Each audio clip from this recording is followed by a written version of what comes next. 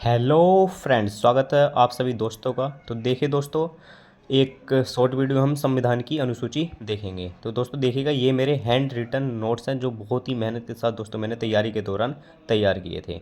तो दोस्तों देखिएगा, संविधान में क्या है, मूल संविधान में 8 अनुसूचियाँ थी और वर्तमान में 12 अनुसूची हैं। तो दोस्तों हम ना केवल पढ़ेंगे बल्कि आपको ये भी बताएंगे कि आपको याद कैसे करनी है। दोस्तों कुछ चीज़ें हमें याद ही करनी होंगी और कुछ चीज़ें हम किस ट्रिक के माध्यम से या कुछ याद करने के निश्चित पैटर्न से दोहराने की कोशिश करेंगे। तो दोस्तों देखिए क्या है, मूल संविधान में 8 अनुसूची थी, वर्तमान में कितनी अनुसूची हैं दोस्तों? 12, क्योंकि 4 अनुसूची हमारी बढ़ गई हैं। ठीक है, अब अनुसूचियों का वर्णन क्या है दोस्तों, मतलब किस अनुसूची में क्या चीज़ वर्णित है, क्या चीज़ बताई गई है। तो दोस्तों देखिएगा, पहला अनुच्छेद ले लीजिए, है ना, या पहला भाग ले लीजिए या पहली अनुसूची ले लीजिए। पहली अनुसूची में देश, राज्य और यूटी जो केंद्र शासित प्रदेश हैं उन्हीं के बारे में बताया गया है। ठीक है, पहली अनुसूची में क्या है दोस्तों? देश के बारे में, राज्य के बारे में और यूटी के बारे में। अभी पहली अनुसूची है तो देश मेन है, सबसे पहले देश की बात है। तो पहली अनुसूची में किसके, देश और राज्य और यूटी के बारे में बताया गया है। और दूसरी अनुसूची दोस्तों वेतन और भत्ते के बारे में बताया गया है। ठीक है, दूसरी अनुसूची में किसके बारे में बताया गया? वेतन और भत्ते की। आप इसे ऐसा भी याद कर सकते हैं, कहते हैं ना कि यार 2 नंबर का पैसा, कितने नंबर का? नहीं यार 2 नंबर का पैसा। तो 2 नंबर मतलब वेतन और भत्ते, जो विभिन्न हमारे पदाधिकारी हैं तो उनके जो वेतन और भत्ते हैं उसके बारे में वर्णन किया गया है दूसरी अनुसूची में। तीसरी अनुसूची दोस्तों शपथ। ठीक है, तीसरी अनुसूची में शपथ का वर्णन। अब देखिएगा, शपथ कितने अक्षर हैं दोस्तों? शपथ में 3 अक्षर हैं और अनुसूची भी कितनी है? तीसरी है। आप ऐसे भी इसे याद कर सकते हैं कि तीसरी अनुसूची में 3 अक्षर हैं और 3 ही हमारे शपथ में भी हैं। ठीक है, राज्यसभा प्रतिनिधित्व ये चौथी अनुसूची में। ठीक है दोस्तों, चौथी जो अनुसूची है 4th नंबर की, उसमें क्या वर्णन किया गया है? राज्यसभा का प्रतिनिधित्व। ठीक है, अब इसे कैसे याद कर सकते हैं? जहाँ 4 लोग बैठते हैं वहीं हमारी सभा। देख रहे हैं ना, सामने ट्रिक से लिखी गई है शॉर्टकट में, है ना। तो जहाँ 4 लोग बैठ जाते हैं वहीं हमारी क्या हो जाती है दोस्तों? सभा सी हो जाती है। ठीक है, तो चौथी अनुसूची में राज्यसभा प्रतिनिधित्व। 5वीं अनुसूची में दोस्तों SC ST जो हमारी शेड्यूल कास्ट हैं या शेड्यूल ट्राइब हैं, अनुसूचित जनजाति हैं दोस्तों, उनके बारे में वर्णन किया गया है 5वीं अनुसूची में। ठीक है, अब आप देख भी सकते हैं कि जो एस है, एस की बनावट दोस्तों 5 की तरह है ना। तो 5वीं अनुसूची में SC ST। तो बिल्कुल एक बार रिवीजन ले लीजिएगा इसका दोबारा। पहली अनुसूची में देश, राज्य, केंद्र शासित प्रदेश के बारे में वर्णन किया गया है। दूसरी अनुसूची में वेतन भत्ते, तीसरी अनुसूची में शपथ, चौथी में राज्यसभा प्रतिनिधित्व और 5वीं में SC ST। तो दोस्तों 5 अनुसूची हमने याद कर ली। छठी अनुसूची में जो वर्णन किया गया है वो ST के बारे में वर्णन किया गया है स्पेशली। ठीक है, और स्पेशली किनके? 4 राज्यों के लिए, AM TM, असम, मिजोरम, मेघालय, त्रिपुरा। दिख रहा होगा दोस्तों आपको, ऐसे ही याद कीजिए आप, मैंने भी ऐसे ही याद किया था तैयारी के दौरान। AM TM असम, मिजोरम, त्रिपुरा और मेघालय। ठीक है, तो छठी अनुसूची में ST के बारे में और ST स्पेशल 4 राज्यों के बारे में। 7वीं अनुसूची दोस्तों देखिएगा, इसमें 3 अनुसूची हैं, 3 सूची हैं, जैसे केंद्र सूची है, राज्य सूची है और समवर्ती सूची है। तो केंद्र सूची दोस्तों पहले 97 विषय इसमें रखे गए थे, मतलब केंद्र सूची में कौन कौन से टॉपिक होंगे, ऐसे हमारे दोस्तों कुल मिलाकर 97 टॉपिक थे, जो वर्तमान में कितने हो गए दोस्तों? बढ़कर 100 हो गए। ऐसी राज्य सूची में 66 थे, घट के 61 हो गए। समवर्ती सूची में दोस्तों 47 थे और अब कितने हो गए दोस्तों? 52 हो गए। अब समझ लीजिएगा दोस्तों, जिस पर हमारा जो कानून बनाएगी वो केंद्र सरकार बनाएगी, उसे हम केंद्र सूची में रखते हैं। जिस विषय पर कानून राज्य सरकार बनाती है उसे राज्य सूची में रखते हैं, और जिस पर दोनों का अधिकार होता है, ठीक है, केंद्र सरकार को भी और राज्य सरकार को भी, तो उस विषय को हम समवर्ती सूची में रखते हैं। ठीक है, लेकिन जो मैक्सिमम अधिकार होगा, ज़्यादा पावर होगी, वो केंद्र सरकार के पास होगी। ठीक है, और कुछ विषय ऐसे थे जो दोस्तों केंद्र सूची, राज्य सूची या समवर्ती सूची से बच गए हैं, तो उन्हें अपशिष्ट शक्ति के रूप में अलग रख दिया गया है। ठीक है, जिस पर किसका अधिकार होगा? संसद या केंद्र सरकार का अधिकार होगा। ठीक है दोस्तों, जो 8वीं अनुसूची है वो मानक भाषाएं से संबंधित है। जो भाषाएं हैं वो कौन सी अनुसूची में है? 8वीं अनुसूची में है।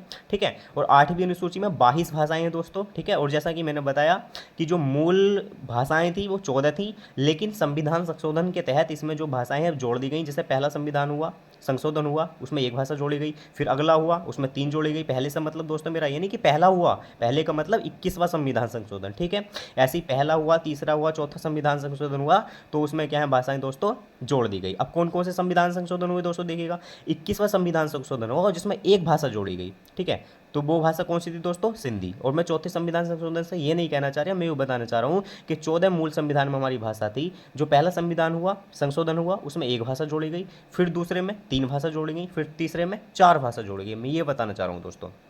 अब देखिएगा 21वें संविधान संशोधन में एक भाषा जोड़ी गई जो सिंधी है। 71वां संविधान संशोधन में 3 भाषाएं जोड़ी गई दोस्तों, मणिपुरी, कोंकणी और विदेशी नेपाली। और 92वें संविधान संशोधन हुआ, इसमें हमारी 4 भाषाएं जोड़ी गई, संथाली, मैथिली, बोडो, डोगरी। ठीक है, आप इसे ऐसे ही याद रखिएगा दोस्तों, 21, 71, 92। कौन कौन से संविधान संशोधन में भाषाएं हमारी जोड़ी गई? 21, 71, 92, 21, 71, 92, ऐसे ही याद कीजिएगा दोस्तों, हमने भी ऐसे ही याद किया था। 21, 71, 92 उनकी भाषा याद कर लीजिएगा, सिंधी भाषा है ना। और इसे जो कोंकणी, मणिपुरी, नेपाली है ना, इसे शॉर्ट ट्रिक से याद करते हैं नमक। ठीक है, नमक अक्षर से, न मै के नमक, तो न से नेपाली, मै से मणिपुरी और कैसे कोंकणी।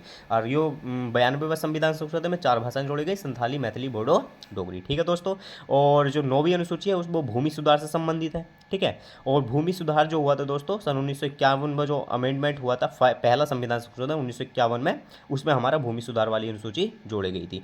10वीं अनुसूची किससे संबंधित थी? दल बदल संबंधित। ठीक है, दल बदल संबंधी हमारी जो अनुसूची है वो 10वीं है, और 52वें संविधान संशोधन के तहत जोड़ी गई थी सन 1985 में। अब दोस्तों देखिएगा दल बदल संबंधी क्या होता था, तो जो कुछ नेता हैं वो किसी विशेष राज्य चिन्ह, विशेष चिन्ह से, विशेष दल के चिन्ह से चुनाव जीत जाते थे और बाद में जो है अपना पलट जाते थे, बदल जाते थे, किसी दूसरी पार्टी में शामिल हो जाते थे दोस्तों। तो इसीलिए जो है दल बदल संबंधी कानून लाया गया, दल बदल विरोधी संबंधी कानून लाया गया 52वां संविधान संशोधन 1985 में। 11वीं अनुसूची पंचायती राज से संबंधित है, 73वां संविधान संशोधन में जोड़ी गई और 1992 में। 73वां संविधान संशोधन दोस्तों कब हुआ? 1992। और 12वीं अनुसूची नगर निगम से संबंधित है, 74वां संविधान संशोधन 1993। ठीक है, और जो पंचायती राज की, जो पंचायती राज सूची है दोस्तों, 11वीं सूची में पंचायती राज है, उसमें 29 विषय हैं, और जो 12वीं अनुसूची में नगर निगम है उसमें 18 विषय हैं। अब दोस्तों देखिएगा प्रश्न कैसा आता है, प्रश्न ये आता है बार बार कि पंचायती राज मतलब 11वीं अनुसूची से संबंधित विषय क्या है? पंचायती राज। ठीक है, मतलब 11वीं अनुसूची में क्या विषय है? पंचायती राज, और 12वीं अनुसूची में क्या विषय है? नगर निगम।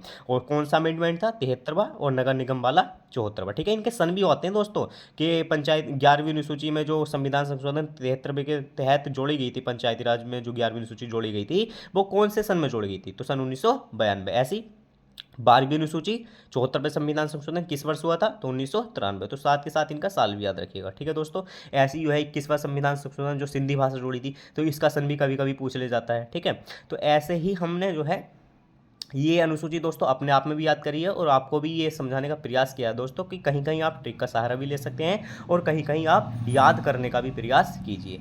तो दोस्तों बताना ना भूलें आपको हमारे द्वारा ये किया गया प्रयास कैसा लगा, और ये मतलब एक अनुसूची का रिवीजन सा था दोस्तों, बहुत अच्छा मैं समझा नहीं पाया इसमें, लेकिन समझाने का प्रयास जरूर किया है। ठीक है दोस्तों, तो थैंक यू। आप बताना ना भूलें कि आपको वीडियो कैसी लगी। धन्यवाद दोस्तों।